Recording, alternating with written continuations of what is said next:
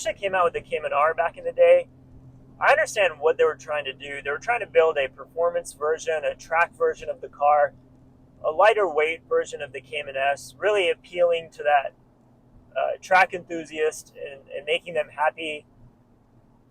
But if you look at Cayman R prices today, they're absolutely crazy and through the roof. $75,000 for a used Cayman, which is crazy. Now, if you compare the Cayman S to a Cayman R, the Cayman S is completely good enough, especially considering the fact that you can get it for so much cheaper than an R. And there's a few reasons why I would say you'd be completely happy with the Cayman S. Number one is the power of the Cayman R. It's only 330 horsepower versus a Cayman S is 320 of around that same time period. Just looking at it from a pure power perspective, numbers on a paper, and how it feels when you drive on a day-to-day basis, you really won't feel the difference. Maybe on a track you'd see the difference because there's all of these other things that the Cayman R has, but if you were to get a daily driver and just something to have fun with, a Cayman S is your answer, not the Cayman R. Number two is the looks. There's a few different things with the Cayman R versus the Cayman S. The front end is a little different. There's side vents and there's a spoiler that comes with the Cayman R. But is that enough for you to spend so much more on a Cayman R? I don't think so. I think a Cayman S is perfectly fine.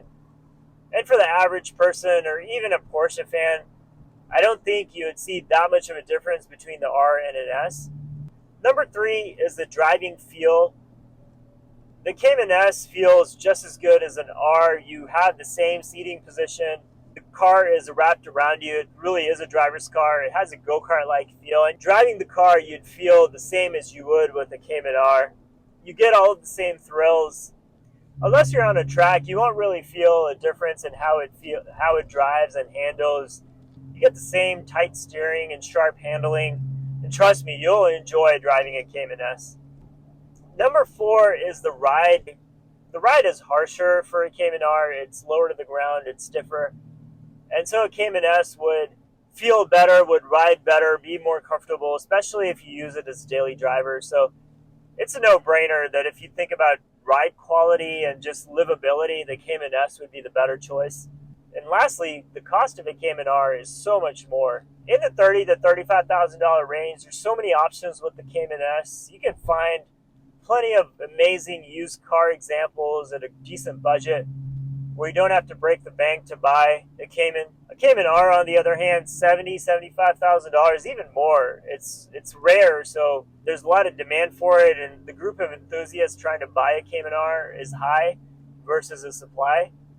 So with all those reasons in mind, to me, a Cayman S is such a better choice for the money. And just all around, for that price range, $30,000 to $35,000, can't really go wrong buying a Cayman S.